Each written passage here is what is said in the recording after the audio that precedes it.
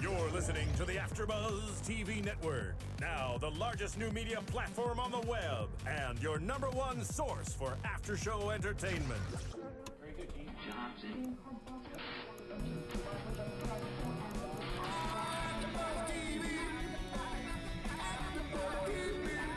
From the AfterBuzz Studios in Los Angeles, California, presented by Maria Menounos and Bing.com, and streaming live thanks to Akamai Technologies. This is AfterBuzz TV Sleepy Hollow After Show. We'll break down tonight's episode and get you all the latest news and gossip.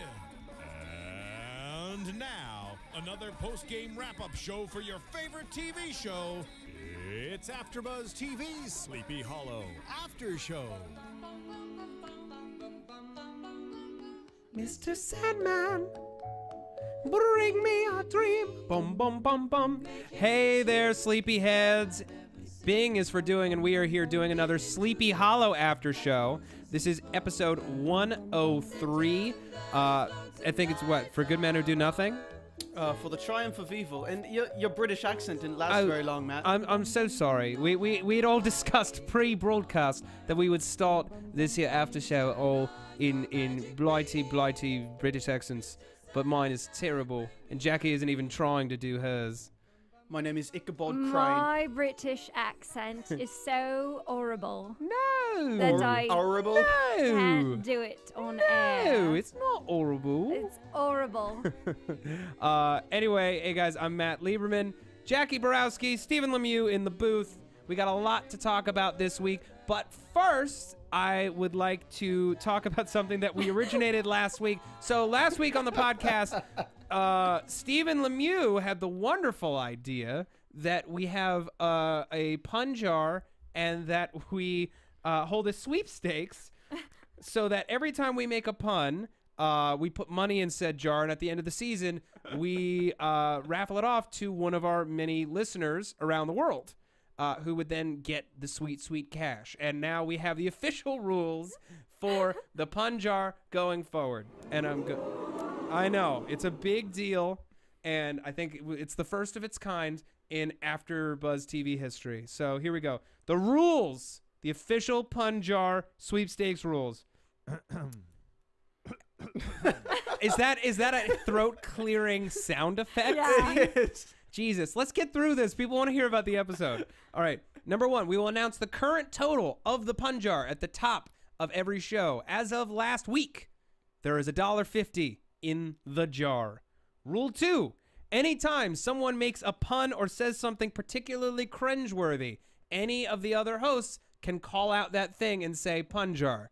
However, 2 out of 3 hosts must agree that it is worthy. Which, now thinking about it, is hysterical because since, for example, if Matt says a pun and he doesn't want to give money, Steve and I can just be like, yeah. That's the point. Is like if I say that, you know, I said something was punderful, for example. Okay, pun jar. Yeah, pun jar. disagree. You disagree. Oh, because she doesn't want... Okay. No, she doesn't want the fans to have money. No, that's not it. I think it has to be Okay. It more has to be clever. oh, okay. Well, if you... This isn't the whole point of a pun jar, that it's the worst, most unclever BS. Hey, Matt, I got to tell you, though. The name of this show is Sleepy Hollow, Yeah. and we dealt with the Sandman, who's sleepy and has hollow eyes. Pun jar. I know that that's not a pun, but I'm just like, that's lame. Sorry. Jackie? I don't agree on that one either. Okay. Let's just I'm going to finish say it. pun jar. Okay. You're All right. Steve He punjarred volunteered himself. All right, so now we have $2 in the pun jar. Okay. I feel like I'm the curmudgeon in this. You are the curmudgeon. That is the last thing I ever expected. All right. The offender contributes 50 cents to the cumulative jar total, and we will announce the current total at the end of each show. Now, during the second to last after show of the season, we will announce the way to win. Likely some kind of Twitter contest. Using hashtag pun jar. Using hashtag pun jar. It might be a random selection from people who tweet using hashtag pun jar.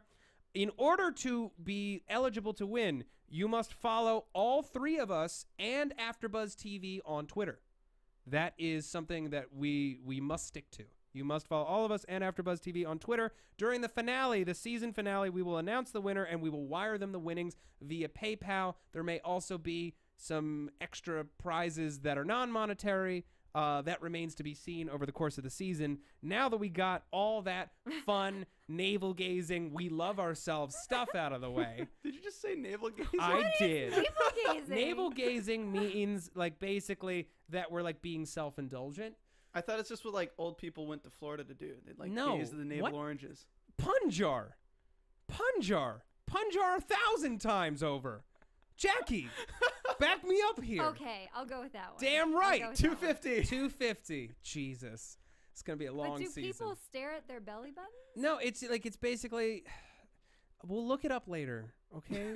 Is it navel like semen? No, or what? navel No.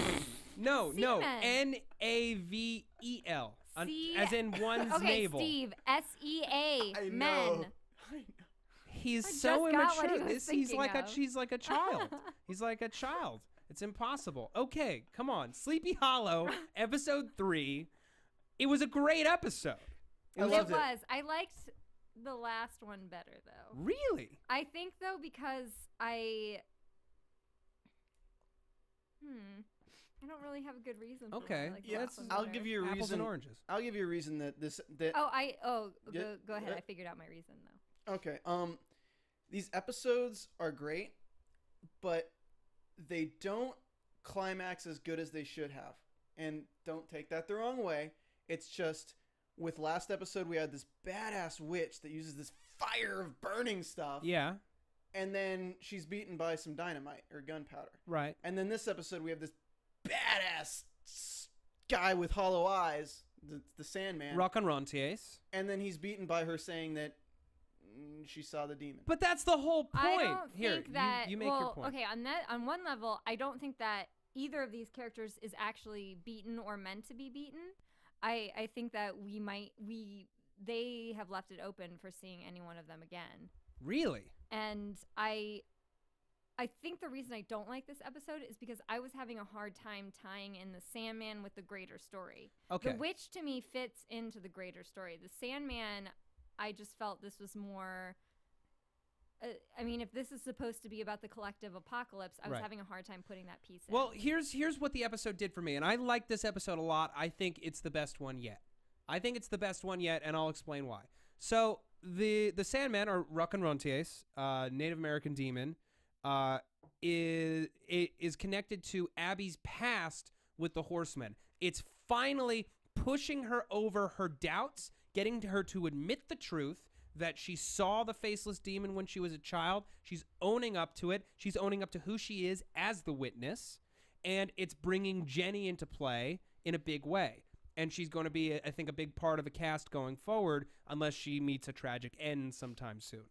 But it also opens up the series to dealing with demons and monsters and the occult outside of the bad coven and witches and demons related specifically to that. I think that the apocalypse isn't just about the horsemen and the people tied directly to them. It's an assemblance of all evil on earth coming forth. So like having them dispatch all the any kind of evil is important, I think, to their cause, because the less evil there is in the world, then the safer it will be come apocalypse time. Well, and we saw in the previews for next week too that there's like so many demons, because we see yeah. like that guy that there's like more and more demons. I think Rock and Ronties. Rock and Rontes. Yeah, Yeah. I just like to say it like It's that. a great name. Rock on Rontes. Rock on Rontes. I that threw me off. Come on. I think that it was interesting in that if you listen to what Jenny says, Yeah. she says to Abbie, "My conscience is clear," and that actually leads back to Rock and Rontes, because the people who he goes after are the people who are not clear of conscience. So it shows that I believe the demon they saw in the forest that was in that cell with Jenny Yeah. is the one who called Rock and Rontes as his minion kind of thing to deal with Abbie. Because the fact that Jenny knew about it and said those words specifically, "My conscience is clear," means that she's already been through a trial with Rock and Rontes. It's entirely possible. It's also possible that the raising of death of the Headless Horseman, unleashed more demons on the world. That I believe. I just had a hard time with this particular plot line because I feel that the story was supposed to be about Abbie facing this, owning up to her own truth. Yeah.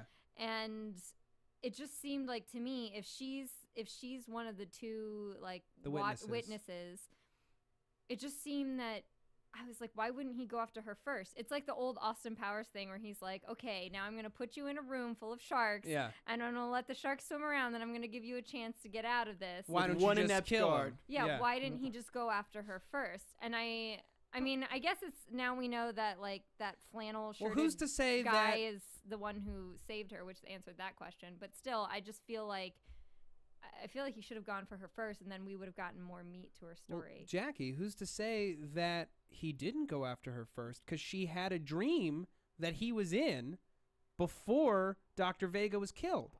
That's He was true. in her dream. He didn't choose. It was just the beginning of the torment. He didn't put the screws to her as hard as he did the other two, or she's just stronger. She's stronger-willed than the other two, so it took longer. He also didn't blow the sand in her face in her dream. Exactly. She woke up before that happened. Yeah, so she got away. He had come for her first. At least that's my interpretation. Also, addressing your point, Steve, about weak endings, I will admit I was bummed out at how easily they dispatched the witch last week. I thought it was very fitting how they dealt with Rock and Rentiers this week because he's only there to fight and punish people who have guilty consciences, who have wronged people in their lives. When Abbie was able to finally admit her place in the universe and admit that she had done wrong by her sister and that she meant to correct it and really, really meant it, that ended the trial. It ended the trial. Rock and Rentiers had no reason to come after her anymore. I think that brings forward this, like, theme of that the show seems to have, which is purgatory. This like world between worlds where you have to atone for your sins before you can go on to the next whatever level there is. Yeah. Because they did make a kind of like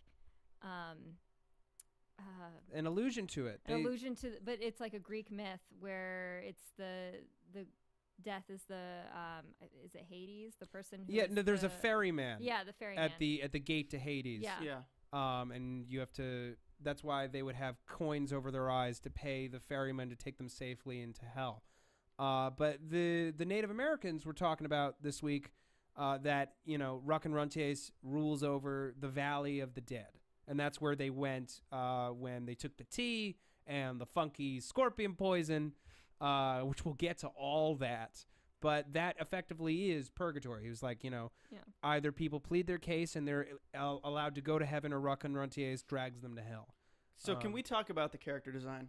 Yes, we can. Loved it. So cool. Awesome. Totally so awesome. cool. They always have good character design in the show. I like know. The witch last week looked badass. And Yeah. dude, this guy, and we were comparing it earlier, I think it looked like a mix between a design from Pan's Labyrinth and crappy Deadpool. We call him crappy Deadpool because he's the Deadpool that Ryan Reynolds played in X-Men Origins Wolverine. So yeah, it was.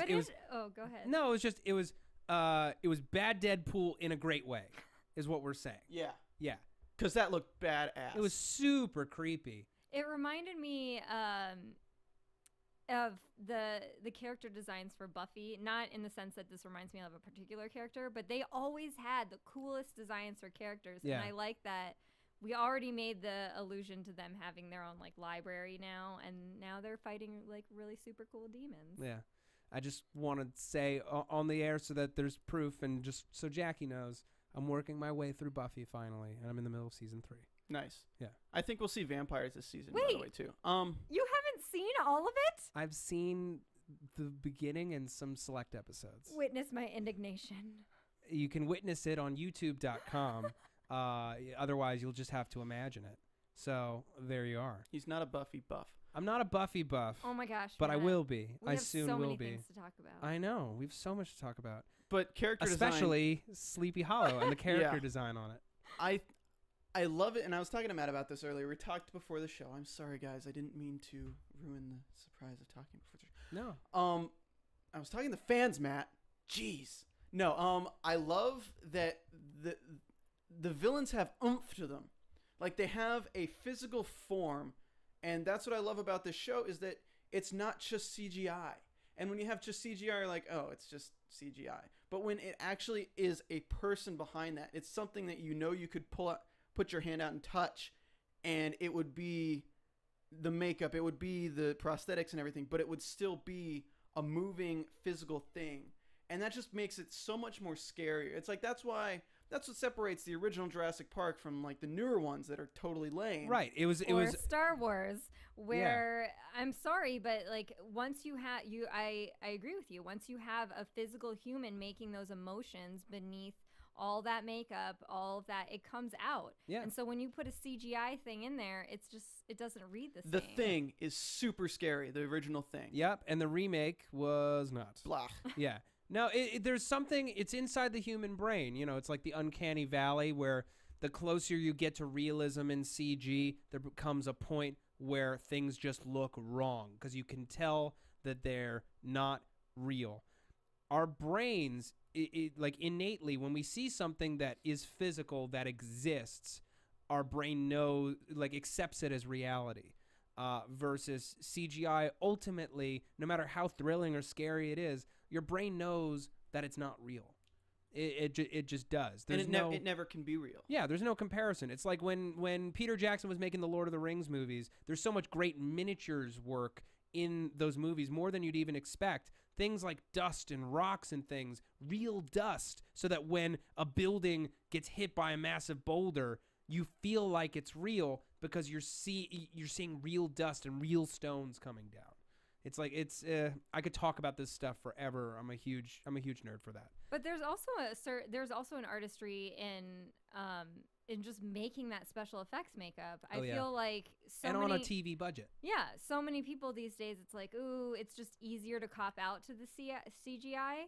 But there's such beautiful artistry in making that. Like, Steve, last week you talked about the makeup on the witch.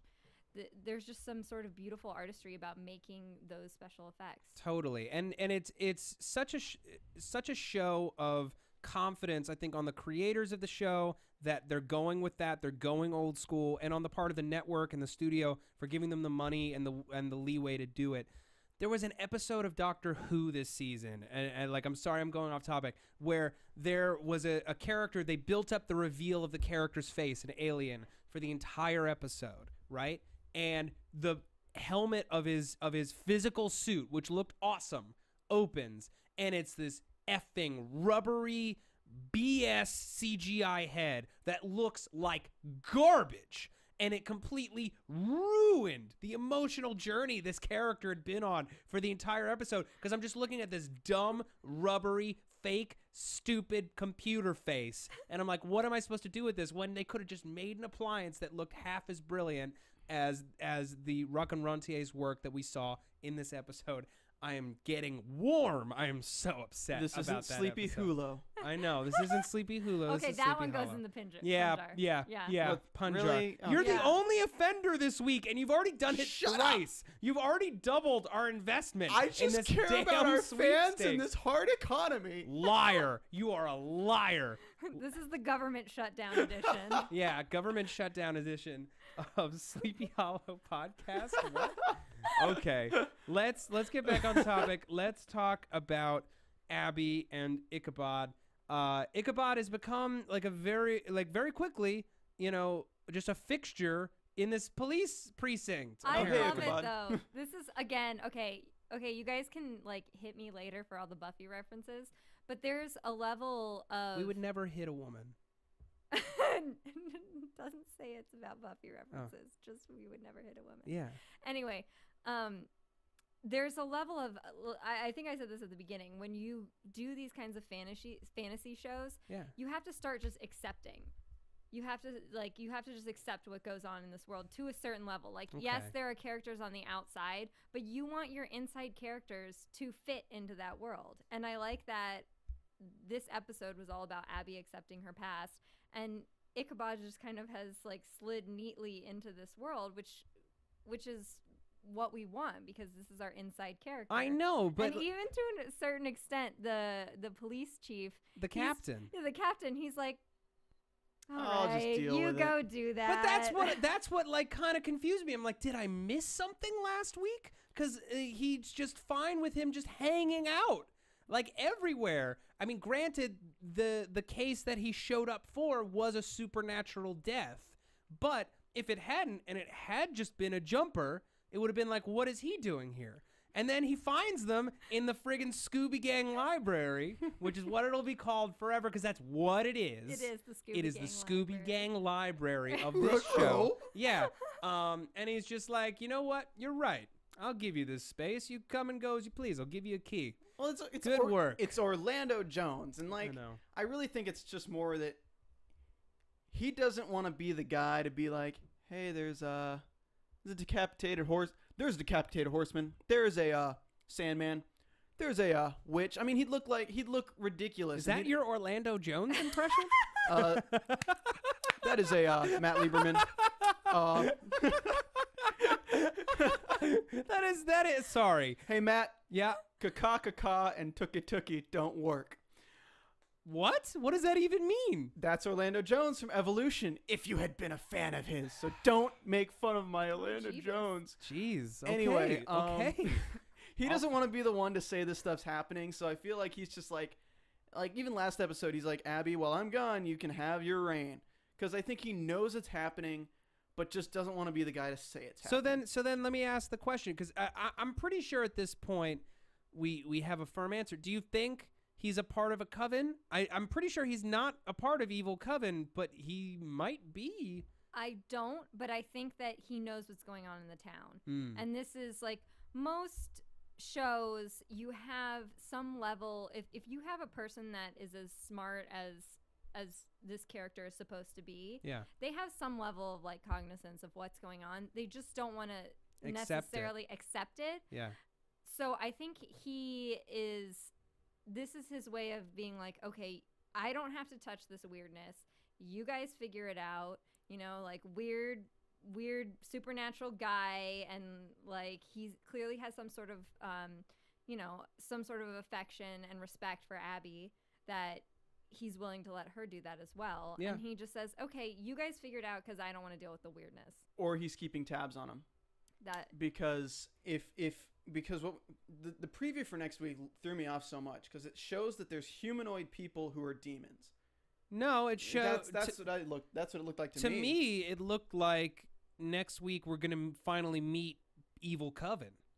Well, there's Okay. that might be Evil Coven, but there's this series of books that I read called The Power of Five, and it's all about like a demon entering the world, and through humans, it would take control of the world and things like that, but just influencing them with power and influencing them with money and things like that. Was it like a parasite? No, it was just the demons would enter the world camouflaged and just influence things through other humans. But the thing about this, it seems, is that if demons are influencing humans in this, Orlando could be working for... He could be just a guy doing his job, but the people above him have been telling him, oh, don't worry about it, just keep tabs on them and report back to us. Because I feel like he doesn't exactly know, but he's probably under someone who knows what's going on. Yeah, I don't know. I mean, it could be a Buffy situation where the mayor is a member of one of the covens. Are we gonna have a Buffy jar too, guys? No. Well, No, if we had a Buffy no. jar, No then more jars. No more jars. No containers, period. Yeah. Well, it's funny because I was actually thinking that, and I was holding my tongue because I was like, I'm gonna get skewered for all the Buffy references. No. But it's one show that I can think of where you have a blend of two worlds like this that I can refer to. Small town supernatural shows. I mean, there's only a few. And and not just the principal, but like the other people in the town. There's an episode. Are you at the end of season 3? No. Okay. Well, at the end of season 3, not to give anything away, but Great. here I go. You start to see that the kids in the town knew what was going on. They just didn't want to accept it. So there are some mentions to all the weird stuff that happens in the town. Okay. Because if weird stuff happens in the town, I mean, it's a small town. Yeah. Everyone knows everybody. Everyone knows. 144,000. You don't know everybody, right? But you have some idea. You're aunt or your cousin, someone disappeared, someone grew an extra arm, Somebody's something. eye exploded into Yeah. sand. Yeah, Her I- eye exploded. Yes. Exploded. Yeah, Yeah. and I think that it's It a little popped too like a tiny balloon. it's full a of little, sand. It's a little too weird for a person whose character I think is intelligent as Orlando's character Mm-hmm. to just totally dismiss and say blindsided too. Yeah, I agree with that. At this point, I don't think that he's a member of one of the covens, but if it turns out that he is, it won't be a massive surprise to me. Because like that to me seems like the twist this kind of show would pull. I feel like we'll get some hostility towards Ichabod because he is so new, Yeah. and we have so many of these mysterious things happening. I mean, someone got burnt to a burnt crisp in their car, and then this episode, like, 2 people killed themselves with wide eyes and talking crazy, wanting to talk to Abbie. One thing I will say, they should never have her try to talk people down off a ledge. It Okay. does not end She well. was But no, just but like, that's not her hey, how's fault. it going? The lady's like, peace out. Yeah. She's like, I'm done. Watch this flip. And then off the ledge she went. But Terrible. they definitely realized it wasn't her fault. And she Yeah. got the information. She was like, this is the lady from my dream, Dr. Mara Dr. Vega. Oh, you Somebody got the call that first lady a name. doctor. Hey. She's a doctor. Wrote it down. Yeah. Oh, jeez. Oh, jeez. That was bad. Okay. I want to talk about Abbie.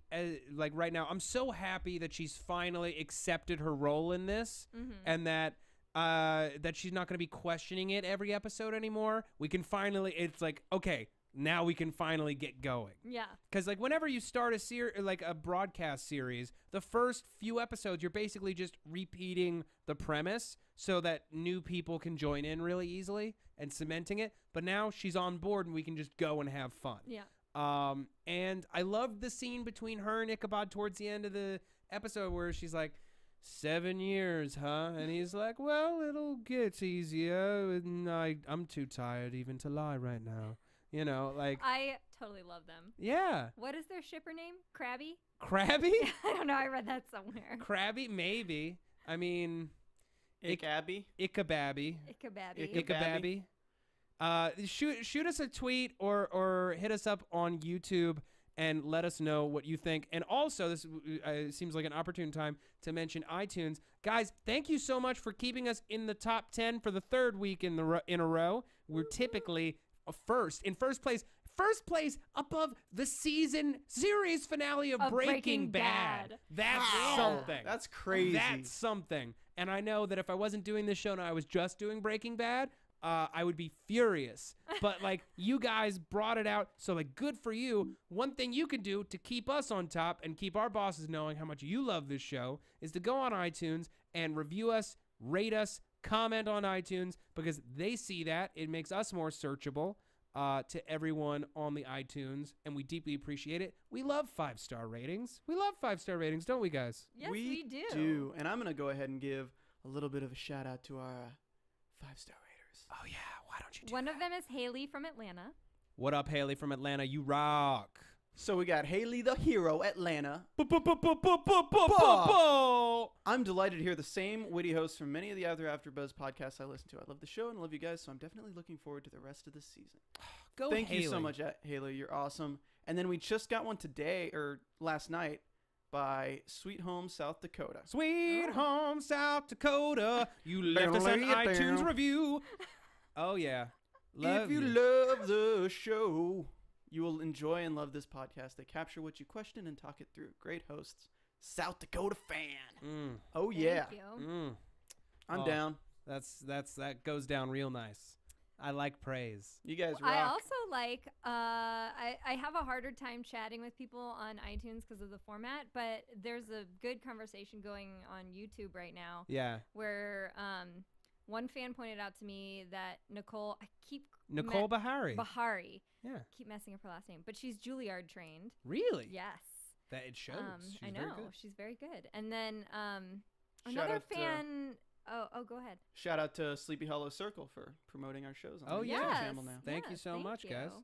And then another fan, Michael B, pointed out a good question: is Crane immortal now? Like the Yeah, Headless Horseman? that is a good question. I don't think I don't think that he's immortal, but it would be a fun discovery, and it would give him some interesting stuff to play, you know, because he's got the fish out of water thing. But if we discover, say, a season or two from now that he's immortal, and what that does to a person, the fact that he acts like he's immortal already. Like he runs when he hears the gunshot, and I know part of this is his undying love for Abbie. Sure. Continue. No sniggering. His undying love for Abbie. He runs into the house without a hesitation, and like without any like armor or guns or anything, and that he's that sort of hero, but B, he does it without a second thought for himself, and he does the same thing in the dream world. He takes the dream tea juice.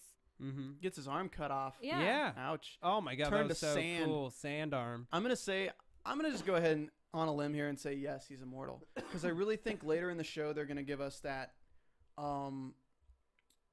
that dilemma of you gotta kill the rider Death, but they know that if they kill the rider Death, it will kill Ichabod as well. Ooh. Because he's the only thing keeping I like that. It's like Harry Potter and Voldemort. Yeah. He who shall not be named. You're such a fan. You love your stuff. I'm a nerdy. No, you're allowed. It's good for this show. What I was gonna interest in say to this that, is he's gonna find out that he's immortal when he's gonna have saved Katrina, only to have her die in his arms, and then he finds out that he can't die, so he has to live without her for eternity. And who's there to pick up the pieces? Abbie, whose ex-boyfriend is a total turd. Oh my God, he's such a tool. He is. What did I write? I think I actually wrote he's a D-bag.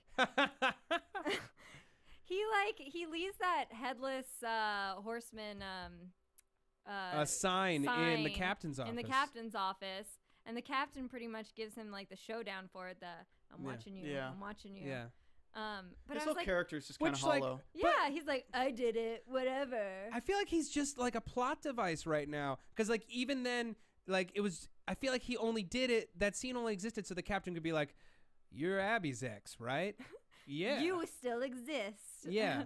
Well, I love this line was I was like, pretend I know everything. Yeah, I think I think it was also important in the sense that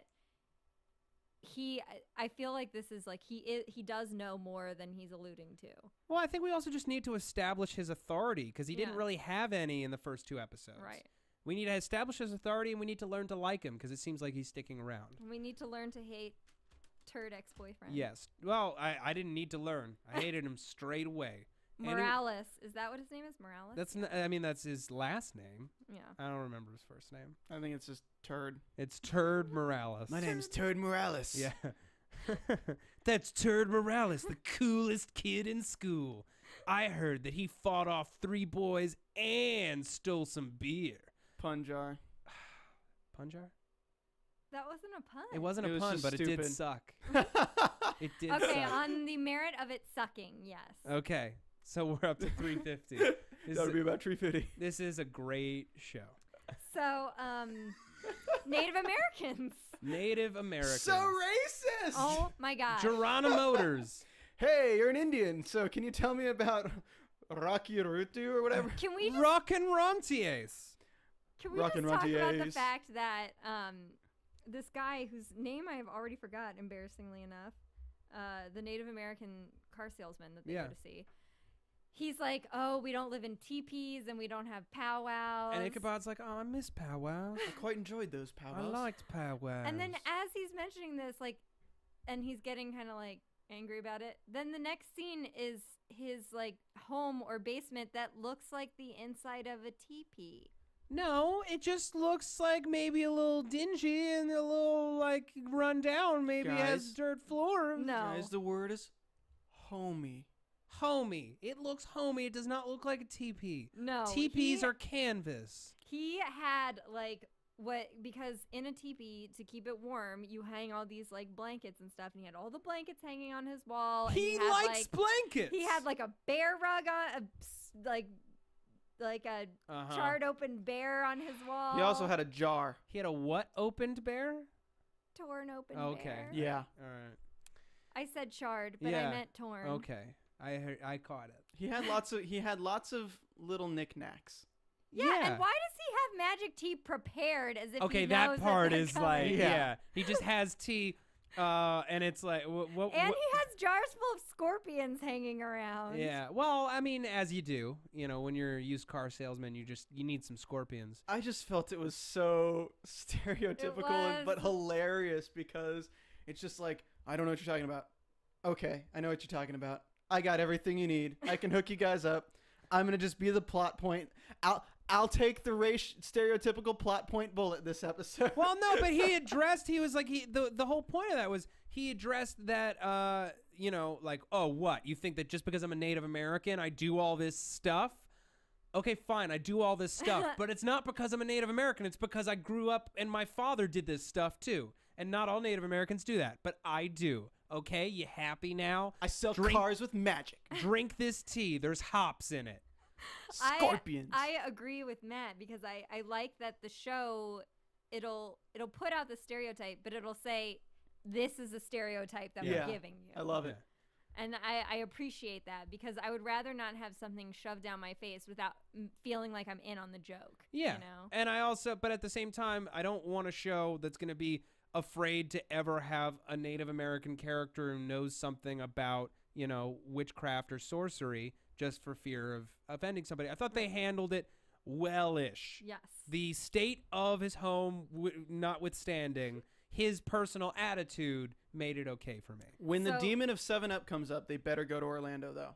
Oh, Jesus. Oh, Womp Punjar. Yeah, How dare you? I agree with that. Yeah, I agree with $4. Crap. Okay. that. We were talking before the show. We're like, it'll get to like $30 for the whole season. Damn it. It'll be $30 before Thanksgiving at this point. Oh, God. Okay. I want to talk. Do we have anything more about our Native American friends, or can I move on to Miss Jenny Mills? I just want to say, who is the other guy? Because when they did the Scorpions, there was just some random other guy that they never introduced. And then he wasn't there again. His relative. It was just like... He made the magic tea juice. But what's another thing that, like, I wish they probably just didn't have the time for, but they drink the tea, and then it cuts to them, tied up to the slabs, and Ichabod's shirtless. Abbie's just in her sports bra, which, first. Yeah, why did they have to sweet. be shirtless, though? I mean, I'm not complaining, because they made both of them shirtless. Yeah. But... they needed to because shirts are... Shirts can constrict you in when the you're spirit world. Sleeping. They could have choked on their own shirts. Guys, have you ever seen anyone tied to a wooden table with a shirt on, though? Exactly. There Thank you go. you, Steve. You're very welcome. No, I've probably... This is there obvious have stuff, been, guys. Yeah, it's level 1. Many episodes. But my point was, wouldn't Ichabod freak the F out at a woman in such a state of undress? It's not ankle. He's fine. I guess so. I don't know. That stuck out to me. I'm like, he should have a line here where I don't know how you distill it. Just like, never thought I'd see that. Or ooh, I don't know. Anyway. Maybe they were shirtless so the scorpions could bite them. But seriously, the scorpion could have bit them anywhere. Well, this is to control the place where they bite them. Had to bite them on their navel. Yeah. Bringing it back. Bringing it all back home. Maybe they did have a scene that they just cut out there where it's like, okay, take your shirts off. Take your shirts off. Yeah. Like maybe they just didn't have time for it though. Yeah. My favorite Ichabod asides this week were all energy drink related. That was so funny. My favorite was the boyfriend one. I am your friend and I am amicable, but I don't think that's what you meant. What you're implying, yeah. No, that so funny. I love his dialogue. So do you guys want to talk about that? Because they show up to the hospital and she doesn't want to see Abbie. And yeah, we don't I want to know talk why. about Yeah. Jenny. Well, we talk do about know Jenny. why. Well, we didn't know. We know why now. Yeah. Yeah. But I meant like at this point Initially, in watching the episode, we didn't know why. Like this big secret that she didn't even tell. Yeah. What was it, Coleman? What? Or Corbin. Corbin. Yes. Yeah. No, that she sold out her sister. Her sister told the truth. Or she told her sister not to tell the truth. Sister told the truth anyway. Abbie lied about having seen the beast, the demon, the faceless beast. and Jenny was sent to the asylum for her entire life because of it. And she never made it right. She tried to help her out of a jam 5 years ago when she was arrested for her first B&E. But, of course, she doesn't want to see her sister because her sister is a betrayer. She is a traitor to the cause. Meanwhile, Jenny, while getting into her hulked-out Sarah Connor mode, stole $4,000 worth of survival gear a few years back, and that's why she's in the asylum right now. And That I is 1,000 times the amount of puns we have made. What? 4,000. It's 1,000 times. We've yeah. in this we've made 5 or whatever. But Damn, I do Jar. like that, Abbie is explaining this story about her sister stealing the goods for the apocalypse, and Ichabod's just like, oh, well, that makes sense. Yeah, that's that 'Cause it makes does, sense. yeah. Oh, that's why she's in the asylum. That makes sense. And so he goes to visit. Jenny lets him in, and she is. Are you Abbie's new boyfriend? Whatever. And she's Tall, like, dark, and British. Or Yeah. whatever. but he confirms this thing to her that she's been believing and thought she was crazy her whole life, and to find out that it's real, really real, has got to be so big, so significant for her, and she busts out. Yep. She's ready to start the war. Yeah. She ready. Am I remembering this correctly where Abbie says, oh, she's good or something like that? Because At the very end. Yeah, when she tore or cut the thing in the ceiling. Mm-hmm. Yeah. Yeah, she's damn good. She is good. Yeah. She's been living with the demon. I don't want her to die. I really like her as a character. I know. I want to know more about her. And I want to develop their relationship as sisters because Yeah. it's so fractured right now. We're still under the belief in writing that Ichabod and Abbie are the two witnesses. But I really think it's still the think sisters. it's the sisters. Yeah, I agree. totally. It's because they both witnessed it. they They witnessed the beast rising from the 4 trees potentially for the first time. Oh yeah, and let me just say this: in our first podcast, we had predictions about how the demon acts with humans and how it needed a mortal form to bring the rider Death, the headless horseman, up from the water. Yeah, they were out there for 4 days. Yeah, they were unconscious for 4 days. So that is to say, they could have been possessed for 4 days. They have 4 days of missing time. We don't know what they did during those 4 days, and I think that that's going to be one of the key mysteries for the first season. And I think Ichabod, it seems like, is the catalyst to bring the two witnesses together. So for whatever force of good or benevolence or something, it was his job almost to bring them together because they weren't talking and they're not going to get together without his help. Yeah. And I do believe that, so we know that Abbie is probably definitely one of the witnesses because of her prophetic dreams. Mm-hmm. Definitely. But then Jenny knew about the dreams again, so maybe Yeah. she's also having prophetic dreams. I agree. I agree. No, the way that this is shaping out, this kind of cast, it's very much like Fringe, which was another Kurtzman-Orky produced show, although they weren't actively writers on it for the majority of its run, where you've got this family relationship, there Peter Bishop and his father Walter. Here you've got the Mills sisters. You had Agent Broyles there as the police, the FBI captain. You've got Orlando Jones, the captain here, and you had Walter, and now Ichabod is kind of the outlier, super smart character who is a catalyst for all the action.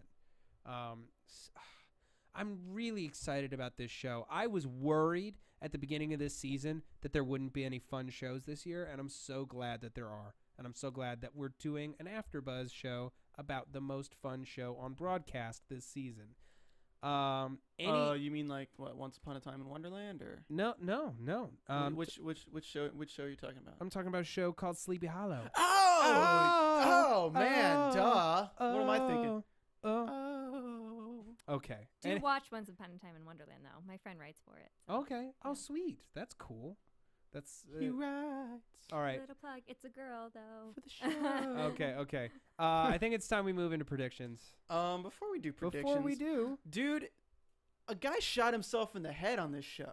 Yeah. Yes. Like And- that okay. happened. First off, Mr. Gillespie, aka Flannel Man. Yes. Oh man, if he comes back as a monster, I hope he comes back as a monster called Flannel Man. 'Cause that's an awesome devious. monster name. That is like the Scottish evil thing. It's just like a living kilt that eats people. Oh, God. He's like the groundskeeper Willie from Simpsons. Exactly. But continue. He is the worst maker.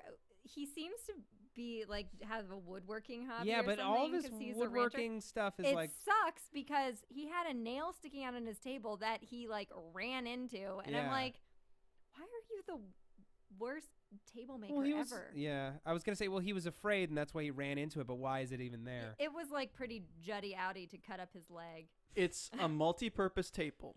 It's a table, He and it's a sucks. board with a nail in it He that you can sucks use to at ward off making- evil. Interesting. tables. Expand on that, Steven. I don't know.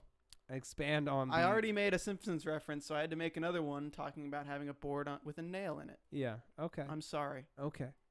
Fans will like it. Fans will like I it. hope. Okay. Now. So what was Steve? What were you gonna say about Flannel Man before I got angry about Yeah. his bad table making skills? Don't even worry about Flannel Man. It's a devious name though. That sounds scary. No, it's like you were. I think you were Lawnmower saying Man. that you were. We were talking before the show, and you said shot himself you in were the head. shocked at the Oh, yeah, level of violence on the show. Yes. that people have become so desensitized to violence these days. Like shows, you would never see a show on this network with people being killed this often.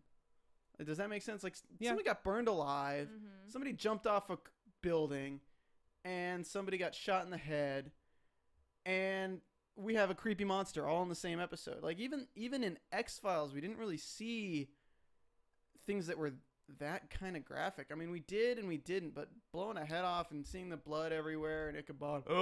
You got to compete with cable, man. Yeah. Yeah. Got to draw them eyes. I mean, I like that they're doing it because it makes it more realistic that these monsters are actually something that can harm them. Yeah. Because if they were just popping out of the ground and then, oh, I'm going to threaten to kill these guys, and then they don't do anything and then they destroy the monster, it wouldn't have as much of a feel. Yeah. I agree. I 100% agree with too. you. Okay. Any final points or thoughts before we move into predictions? Just that Corbin's going to probably come back throughout the season because that number 49 thing panned out for Yes. Abbie. Yeah. Matt agrees. Predictions. And now, your AfterBuzz TV predictions. Okay. 1, 2, 3, Jackie B. What's your prediction for next week? I predict there's gonna be. This is my prediction for the whole series. Please.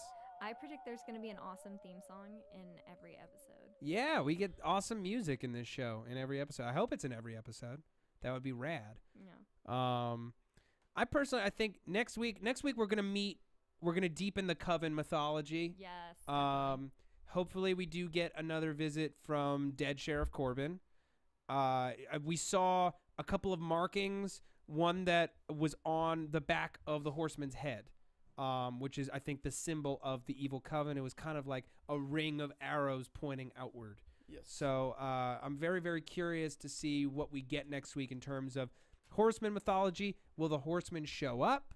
We don't know. Interesting. Oh, this just reminded me. One Go of ahead. the fans mentioned that because you talked about Oh, the yeah. badass helmets. Yeah. That was cool. That His comment. he said that each of the helmets were from a different time period, so he thought that must mean that each of the helmets came from a time period where each of them was raised. Oh, totally. Yeah. That 'Cause, makes like, complete sense. He said like the Japanese one. There was a huge famine in Japan in the 1600s, so he thinks it's like the feudal Japan. That's why he 'Cause one has of the that heads- kabuto. That's Yeah. so cool. Yeah, That's like so cool. that's like deep digging awesomeness. Yeah. That's effing planning. That's awesome. I love that. I hope the writers are that good, I- and they I seem to think that- be. yeah. They are. They're on their game, man. F yeah. That rocks. Go That's you, baller. fan. Go you. Go you for Gerard, being. I Go think you, his name was. Gerard, for being baller enough to know that stuff and then to tell us about it so we can tell everyone else about it. Good on you, Gerard. We have the best fans in the entire world. We're gonna be #1 another week. Boom. I love that. Yeah. Steven, what do you think's going to happen? I think. You I think- lame-o. No, I think we're gonna have some really cool stuff coming up because I think they're going to dive into a lot more mythical creatures. We might see werewolves. We might see vampires. They'll probably hold that off for a while just because of if they started the show off with that, people would be like, Twilight crap. Or, I mean, just the fact that they're so prevalent on television now. Yeah, we get a lot of them. Continue. What I really like is that they can pull from medieval, and if that goes with the time period thing, I would love to see some different cultural demons being pulled out. Like, very, very, what's the word I'm looking for? Not common. Like, very uncommon demons from, like, Chinese culture, from Japanese culture. Lesser known mythology. Yes. And I like that they did the Sandman because that really opens the door for really anything. Like, well, the fairy tale evils. Like, we all know that Red Riding Hood was based on something so terribly evil. Peter Piper, that was like someone who lured children out in the night and killed them. Like, it opens the door for the children's stories to really go back to their medieval roots and have something so terrifying. Yeah. And have a conclusion to it as well, which they did with the Sandman in this episode. I agree with that. Lesser known mythology. Lesser known mythology. And then, like, I know that this won't happen, but I just had this dream episode pop into my head. There's a book called Herschel and the Hanukkah Goblins. And I'm just like, Ichabod Crane versus the Hanukkah Goblins, to me, that's the Christmas special. Be the best episode of television anyone had ever seen. I will say that right now. Matt. Make it happen for Matt. Make it happen for Matt, Orky Kurtzman, and Mark Goffman. Please don't say Punjar, because if they did that, the show would be Sleepy Hollow. Oh. That is a Punjar. That is Punjar. Damn it! That's $4.50. You jerk. Cha-ching. No, you're not a jerk. You're not a jerk. You're you couldn't. You're a lovely person. You couldn't I resist. am Sleepy Hollow. All right, cool. All right, cool. I'm not even gonna touch that one. Okay. Thank you so much to everybody who listened to us this week. Stephen Lemieux, where can the people find you? You can find me on Twitter at Stephen Lemieux, StephenLemieux, or here engineering all of the great after shows at HBO. AfterBuzz TV. Jackie, where can the people find you? At HBO? No, I'm kidding. That's my place. You stay out. You stay out of my territory. We only have a population of 144,000 in HBO. Well, we killed a few, so. At 123 Jackie_B on Twitter. At 123 Jackie B, no underscore on Instagram. Although one of you guys made fun of me for that earlier. It wasn't me. It was Steve. It was Steve. 1, 2, 3 Jackie B. Yeah. Yes, and you can find me on Twitter at Matt Lieberman. That's MattLieberman. You can also find me here on AfterBuzz TV on the Sons of Anarchy, Marvel's Agents of S.H.I.E.L.D., and Low Winter Sun after shows. Thank you guys so much for listening. We will see you next week. From Bing.com, executive producers Maria Menounos, Kevin Undergaro, Phil Svitek, and the entire AfterBuzz TV staff, we would like to thank you for listening to the AfterBuzz TV network. To watch or listen to other after shows and post comments or questions, be sure to visit AfterBuzzTV.com. I'm Sir Richard Wentworth, and this has been a presentation of AfterBuzz TV. Good night, sleepyheads. The views expressed herein are those of the hosts only and do not necessarily reflect the views of AfterBuzz TV or its owners or principals.